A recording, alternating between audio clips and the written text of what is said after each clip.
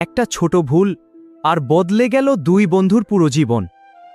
Wow, এটা কি? এটা জাদু, কিন্তু এটা কি আমাদের জন্য ভালো হবে? রাফি আর মিম ছিল খুব ভালো বন্ধু। সারাদিন একসাথে খেলতো।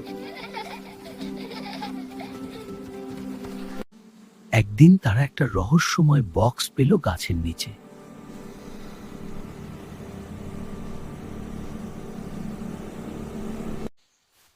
মিম বলল খুলতে না, কিন্তু রাফি কথা না শুনে খুলে ফেলল।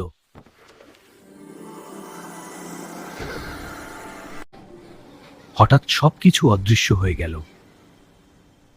রাফি একা হয়ে গেল।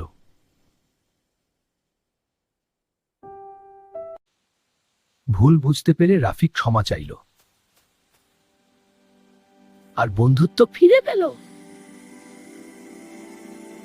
ফলো করো আমাদের পেজ, সাবস্ক্রাইব করো আমাদের ইউটিউব চ্যানেল।